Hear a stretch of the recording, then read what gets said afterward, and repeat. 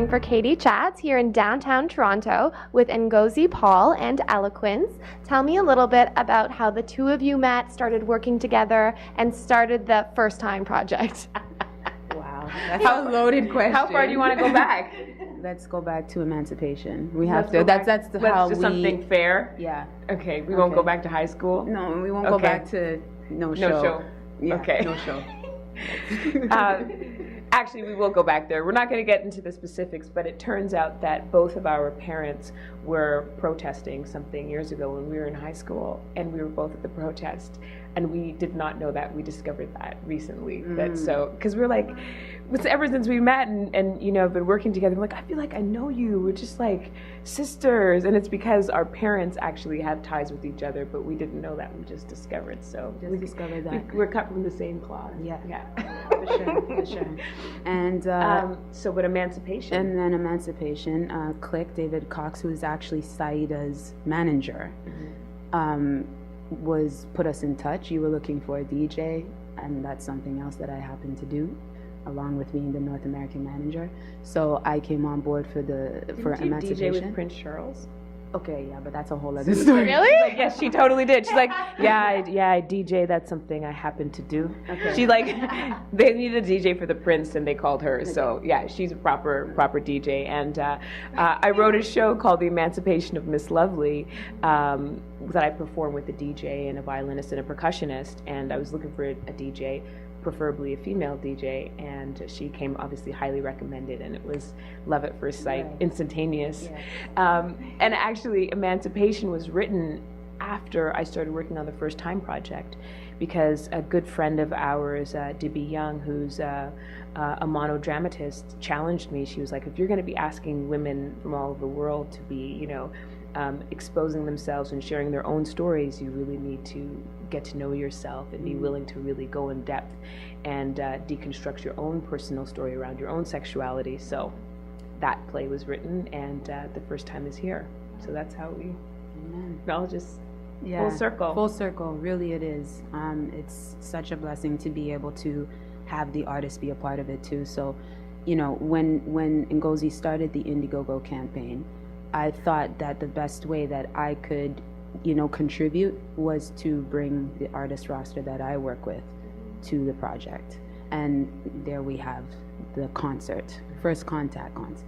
Yeah. And there's the concert, the film. There are different elements going on here. So can you, for someone who maybe doesn't know a lot about the First Time project yet, could you explain why you made it a transmedia project? Okay, so the reason, it's just natural. You know, we're communicating sort of in this modern age on so many different platforms, and we're bombarded with information on that, you know, whether it's Twitter or Facebook or the internet or movies, television, your iPad, your Palm Pad, your Flip Pad, your Wattpad, whatever. There's just so many things going on. I come from a theater background, and I also work in film and television, and it felt to me that this conversation was so big that it needed to exist on all of the platforms. So it's an interactive website because we want to engage a global community, and we finally have the tools to do that. That's what's so exciting about this time. A feature documentary, so we can really go in depth, and then live performance piece where some of the women who are artists who've interviewed their mothers about their first time will translate that into a piece of original art. And the project was born out of that because I interviewed my grandmother and my mother about their first sexual experiences.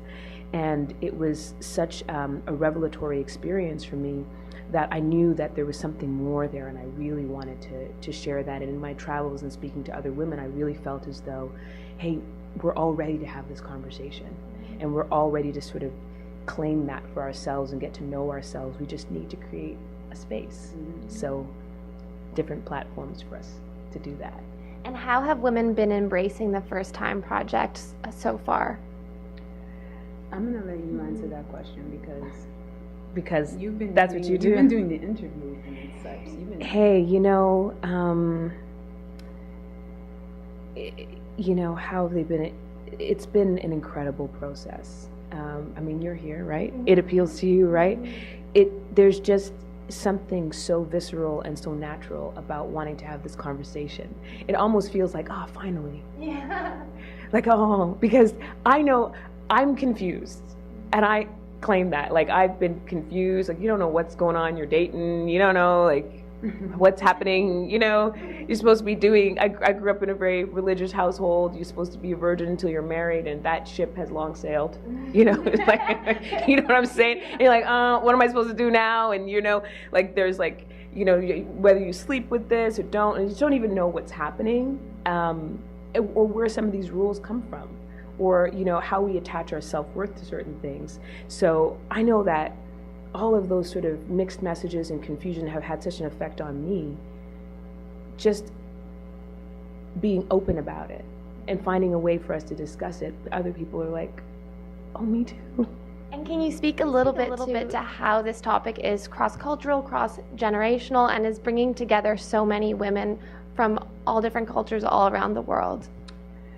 Absolutely. I see you pointing that mic at me, Katie. I see you pointing the mic at me. Yes, I can. I'm just going to stand right here with I'm eloquence. here to support you. Why, yes, I can, actually. You know, the intergenerational element of it really came from having spoken to my mother and my grandmother, and that's really at the heart of this project. The intercultural element of it came from, you know, I've had the opportunity to travel to different parts of the world, and as an artist, looking for ways for us to find connectivity amongst us. You know, it's so easy, you know, living in North America to feel like, oh, that's over there.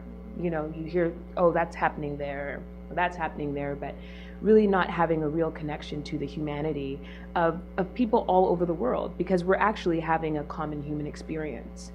And so when I interviewed women in South Africa and in Zimbabwe, grandmothers, through some of the work that I have done with the Stephen Lewis Foundation, what they answered was, I said, well, why did you agree to speak with me? And they said, because you asked. And I feel as though people are ready to have that conversation. It's just for us to sort of open our hearts and step forward and engage. And it is a wealth of information. And there is such a potential there for transformation and real healing and real growth when we just sort of open the door. You know, like Field of Dreams, when you're like, if you build it, they will come. Yeah. Well, I'm hoping, you know. But I believe that because I feel like, okay, if this was there and it was me, I would be incredibly grateful for it. And so I just feel just so privileged and grateful to be working on this project and to be able to use the work that I do as an artist to create that space, which is, it's like a dream come true for me. I love that. I love it. So I also think that something that David Cox brought up the other night at the photo shoot was that the effect that it will also have on men and young men, and that's important. I'm raising a son, and I'm so blessed that he could be a part of this process. And you know, he's 14, so he's going through his changes. His first time will come. Pray God that I just hope it hasn't come yet. But Lord jeez, I just had a heart palpitation. But no, I mean, like, I mean, I'm hoping that that can be an open conversation, and that this will actually, you know, provide some sensitivity around it, because I feel like a lot of young people are being numbed by what they see in the media, and they don't understand about how to, you know, even approach and engage in you know, being with a woman. So this is a really good conversation for men and young men as well. Yeah. And today is your last day of the Indiegogo campaign. Can you tell me a little bit about the different incentives we can get from contributing to the project? Oh, yes, sirree. You can say this. You can say this in better detail. What excites me, I mean, it all excites me, but I'm really excited that, you know, if you contribute, is it $20? Okay, no, wait, $20 is a ticket. But to the concert. To the concert. Which is basically free. It's major. It's like a free ticket to a concert. What I'm excited about is the recording of the live show and the signed disc. I think that to have all of these women perform and to be able to walk away with something like that. It's a once in a lifetime. It's once in a lifetime. It really is. And it also a picture of the photo shoot, a special photo shoot that we did with Che Kathare. So It's incredible. that in itself, to me, Tote bags. We got like exclusive T-shirts with our first time angel wings on the back, which I absolutely love. And we've got backstage passes,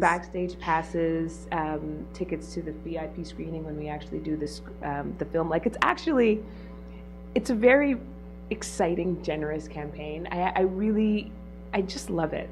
I just love it. One thing I did want to mention was creating a space of non-judgment. It's really important just to take a moment to, this is not about, a religious, it's non-secular, so it doesn't matter if you're Christian or Muslim or Hindu or, Seventh-day Adventist is how I grew up. It's really a space of non-judgment, straight, gay, transgendered, whatever your inclination is. It's really not about saying that this is the way it's supposed to be. It's just an opportunity to discuss what is happening and what's true for you in your life. That non-judgment open space is really that's at the core of it. And we'll talk to our mommies. Yes, Yeah. for sure. And where is the best place to find out more information on the First Time Project and the Indiegogo campaign online?